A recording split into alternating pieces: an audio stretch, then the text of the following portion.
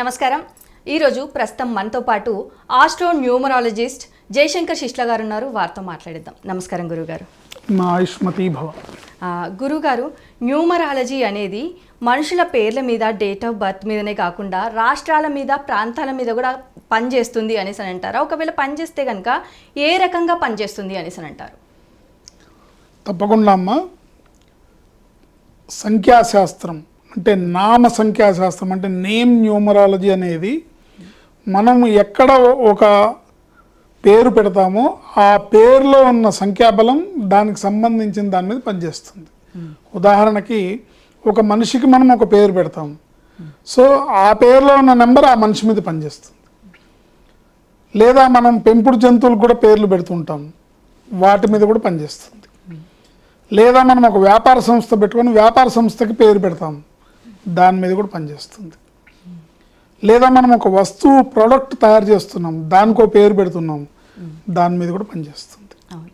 Okay, Nokia అనే number Nokia phone మీద పనిచేస్తుంది. ఎయిర్టెల్ అనే పేరులో ఉన్న నెంబర్ ఎయిర్టెల్ మీద పనిచేస్తుంది. ఏమ్మా, అట్లాగే ఊర్ల పేర్ల మీద, రాష్ట్రాల పేర్ల మీద, దేశాల పేర్ల మీద కూడా ఈ నెంబర్ ప్రభావం అనేది 100కి 100 పాళ్ళు పనిచేస్తుంది. అయితే ఎలా పనిచేస్తుంది అంటే, పాజిటివ్ నెంబర్ ఉంటే సంతోషం, అందరూ అక్కడ అంతా ప్రాస్పరిటీ, సక్సెస్ అనేది వెల్లివిరుస్తుంది, అందరూ బాగుంటారు, సుఖ సంతోషాలతో ఉంటారు. బట్ నెగిటివ్ నెంబర్ ఉన్నప్పుడు మటుకు ఆ ప్రదేశంలో అదృష్టవంతులు ఉన్నా కూడా వాళ్ళ మీద కూడా ఈ నెగిటివ్ ప్రభావం పడి నెగిటివ్ పరిస్థితుల నుంచి ఇబ్బందులు ఎదుర్కొనే పరిస్థితి ఏర్పడుతుంది. అది ఒక ఊరు పేరైనా, ఒక రాష్ట్రం పేరైనా, ఒక దేశం పేరైనా. ఉదాహరణకి ఏదైనా ఒక పేరుని తీసుకొని చెప్పగలరా? తప్పకుండా అమ్మ. మన రాష్ట్రమే ఉంది కదా, ఆంధ్రప్రదేశ్. ఆంధ్రప్రదేశ్ అనే పేరులో ఉన్న నెంబర్ ప్రభావమే 2009లో రాజశేఖర రెడ్డి గారి మరణానంతరం జరిగిన పరిస్థితులన్నిటికీ కారణం. ఆంధ్ర అనే పేరులో 2 రకాల నెగిటివ్స్ ఉంటాయి. ఆంధ్ర అంటే చాలు 2 రకాల నెగిటివ్స్. 6 అక్షరాలు 1వ నెంబరు. 6 అక్షరాలకి 1వ నెంబర్ ఉంటే విధ్వంసము. ఇంకో పద్ధతిలో 18వ నెంబర్ ఉంటుంది. 18వ నెంబర్ని హై టెన్షన్ నెంబర్ అంటారు. ఎక్కడ ఈ 18వ నెంబర్ ఉంటే అక్కడ అభివృద్ధి కుంటుపడుతుంది, అక్కడ ఆర్థికపరమైన పరిస్థితులు కుంటుపడతాయి. ఆర్థికపరమైన అంటే ఫైనాన్షియల్ క్రైసిస్ అనేది, ఫైనాన్షియల్ లాసెస్ అనేది ఈ నెంబర్ ఎక్కడ ఉంటే అక్కడ దాని మీద ప్రభావం చూపిస్తుంది. ఇది ఓన్లీ ఆంధ్ర అనే పదంలో ఉన్న నెంబరు. ఇకపోతే ఆంధ్రప్రదేశ్ అంటే మొత్తం 13 అక్షరాలు. ఆంధ్రప్రదేశ్ అనే పదంలో 13 అక్షరాలు ఉంటాయి. ఈ 13 అక్షరాల్లో ఉన్న సంఖ్యాబలం 63వ నెంబరు. ఈ 63వ నెంబర్ని 6, 3 కలిపితే 9 కదా అని అనుకోకూడదు. 36వ నెంబరు, 63వ నెంబర్ రెండు కూడా, ఈ 2 నెంబర్లు కూడా 36వ నెంబర్ ఏమో మనిషికి ఆరోగ్యపరమైన చిక్కుల్ని తీసుకొచ్చి ఇబ్బంది పెడుతుంది. ఆ ప్రదేశంలో ఆ ప్రాంతం వారికి అనారోగ్య సమస్యలు తెచ్చిపెడుతుంది. కానీ 63వ నెంబర్ అనేది ఏంటంటే రకరకాల విధ్వంసాన్ని సృష్టిస్తుంది. అంటే ఒక ఉగ్రవాది చేతిలో ఒక AK-47 రైఫిల్ ఉండి వాడి దగ్గర బాంబులు ఉంటే ఎలాంటి విధ్వంసం చేస్తాడో 63వ నెంబర్ అనే నెంబరు అలాంటి విధ్వంసాన్ని చేస్తుంది.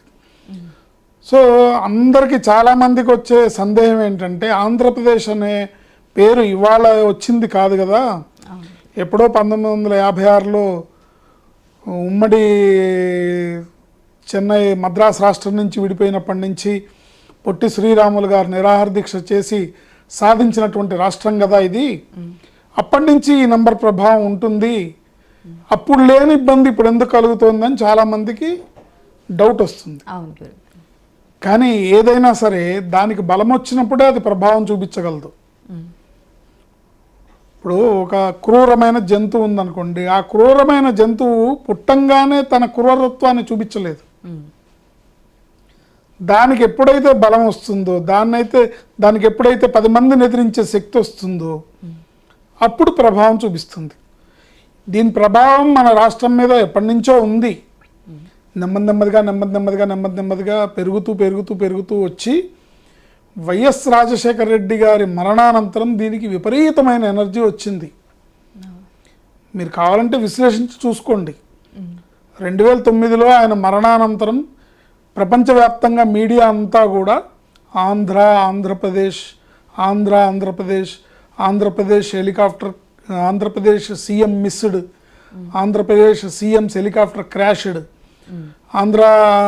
Andhra Pradesh CM dead in accident అని ఇట్లా ప్రపంచవ్యాప్తంగా 7 రోజులు ఆయన డెడ్ బాడీ దొరక్కపోవడం, కొన్ని 3-4 రోజులు ఆయన డెడ్ బాడీ దొరక్కపోవడము, దానికోసం గాలింపు చర్యలు చేపట్టడము, ప్రపంచవ్యాప్తంగా ప్రజలందరి దృష్టి కూడా ఈ సంఘటన మీద ఉండి అందరూ ఎక్కువ సార్లు ఉచ్చరించడం వల్ల దా నెంబర్కి బలం వచ్చింది.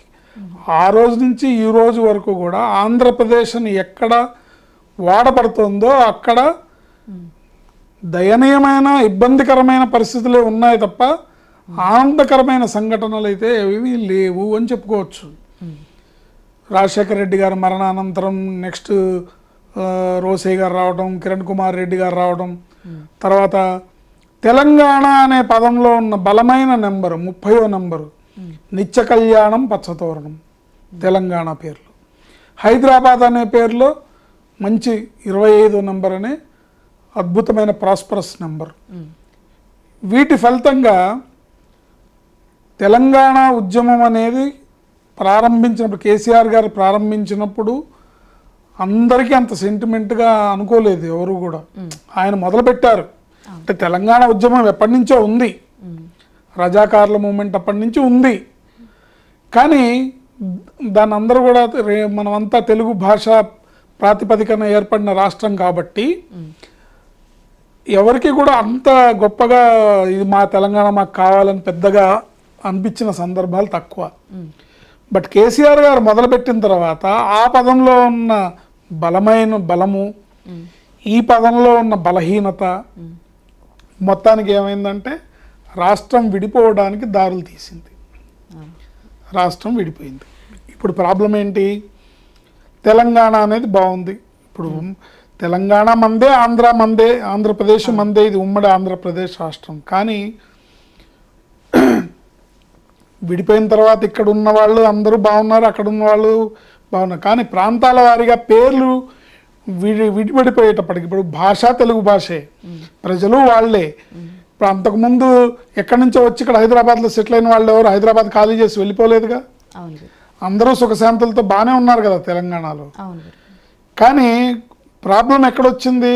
ఆంధ్రప్రదేశ్ అనే పేరులో ఉన్న నెంబర్ వల్ల ఆ ప్రాంతంలో ఉన్న ప్రజలు, ఆ 13 జిల్లాల్లో ఉన్న రైతులు, ఆ 13 జిల్లాల్లో ఉన్న రియల్ ఎస్టేటు, ఆ 13 జిల్లాల్లో ఉన్న ఇండస్ట్రియలిస్టులు, ఆ 13 జిల్లాల్లో ఉన్న సౌభాగ్యం అంతా కూడా రోజు రోజుకి తగ్గిపోతూ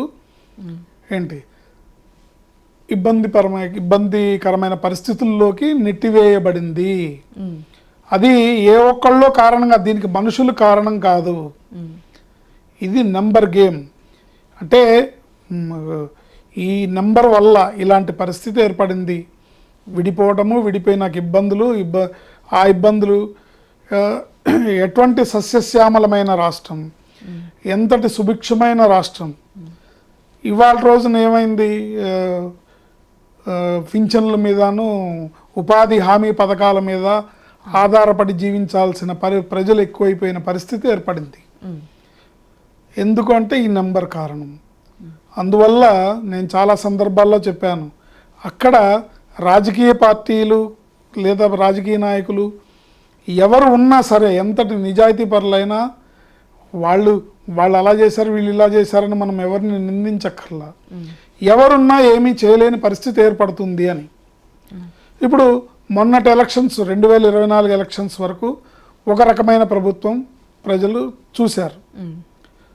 తర్వాత కూటమి ప్రభుత్వం ప్రజల ఆశల నుంచి ఈ కష్టాలు మా కష్టాలన్నీ పోతాయి, మా కష్టాలకు ఒక దారి దొరుకుతుంది, చంద్రబాబు నాయుడు గారు లాంటి సమర్థవంతమైన నాయకుడు మాకు ముఖ్యమంత్రిగా దొరికారు, పవన్ కళ్యాణ్ గారు లాంటి నీతి నిజాయితీ నిబద్ధత గల నాయకులు ఉన్నారు, వీళ్ళ సారథ్యంలో మన రాష్ట్రం సుభిక్షంగా ముందుకు వెళ్తుంది, అభివృద్ధి పదాన పయనిస్తుంది, అభివృద్ధి సాధిస్తుంది అనే కలల్లో ప్రజలు ఉన్నారు.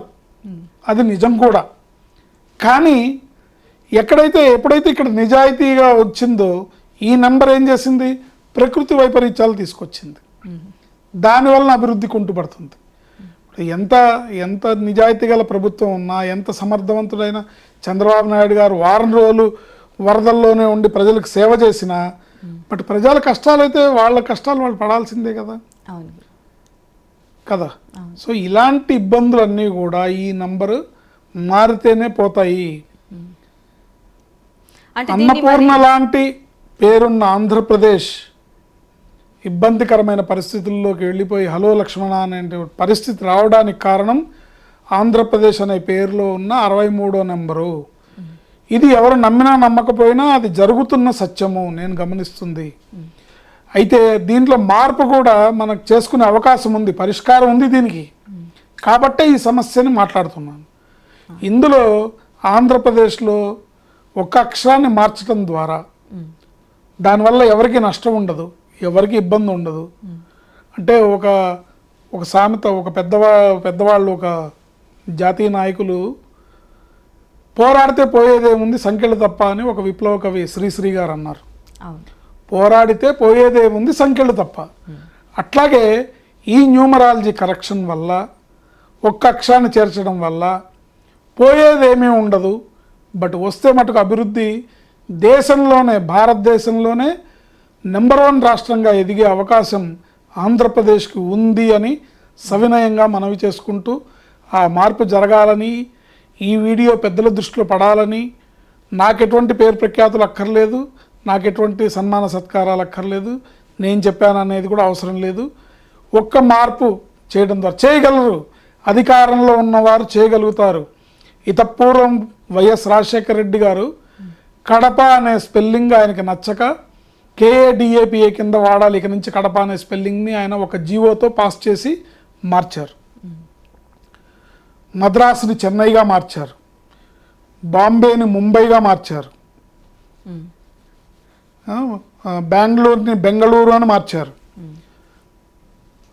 ఏ కారణం లేకుండానే ఏవో సెంటిమెంట్లనో లేకపోతే మన సాంప్రదాయాన్ని అనుసరించో మార్చగలిగినప్పుడు ప్రజా ప్రయోజనార్థం, రాష్ట్ర ప్రయోజనార్థం ఈ నెంబర్ని న్యూమరాలజీ కరెక్షన్ ద్వారా ఒక్క అక్షరాన్ని, ఒక్క ఏ అనే అక్షరాన్ని యాడ్ చేస్తే చాలు, అద్భుతమైన ఫలితాలు ఉంటాయి. అద్భుతమైన 63 కాస్త 64 అయిపోతుంది, 13 అక్షరాలు కాస్త 14 అక్షరాలు అవుతాయి. 14 అక్షరాలు అంటే ప్రాస్పరిటీ, వెల్త్, నాలెడ్జ్, హెల్త్, ప్రజలు సస్యశ్యామలంగా ఉంటారు, రాష్ట్రం అభివృద్ధిలోకి వెళ్తుంది, నెంబర్ 1 రాష్ట్రంగా పేరు తెచ్చుకుంటుంది, తెలంగాణతో సమానంగా పోటీపడి అభివృద్ధి చెందుతుంది. 2 తెలుగు రాష్ట్రాలు, ఒక సినిమా డైలాగ్ ఉంది, నేను తెలుగువాడిని, ఈడా ఉంటా ఆడా ఉంటా అని సామెత ఉంది. అట్లాగే అందరూ బాగుండాలి, అన్నదమ్ముల్లాగా ఉండాలి. 2 రాష్ట్రాలు ఎందుకు విడిపోయినాయి, విడిపోయినాకైనా సరే ఇద్దరూ సమానంగా అభివృద్ధి సాధిస్తూ దేశంలో 2 తెలుగు రాష్ట్రాలు చక్కటి పేరు ప్రఖ్యాతులు, చక్కటి అభివృద్ధిని సాధించాలని మనస్ఫూర్తిగా కోరుకుంటూ, ఆంధ్రప్రదేశ్లో ఈ మార్పు అత్యంత ఆవశ్యకరమనే విషయాన్ని రాష్ట్ర ప్రభుత్వంలో ఉన్న పెద్దలకు విన్నవించుకుంటూ, ముఖ్యంగా చంద్రబాబు నాయుడు గారికి కానీ పవన్ కళ్యాణ్ గారికి కానీ విన్నవించుకుంటూ నేను ఈ విషయాన్ని సవినయంగా మనవి చేస్తున్నాను.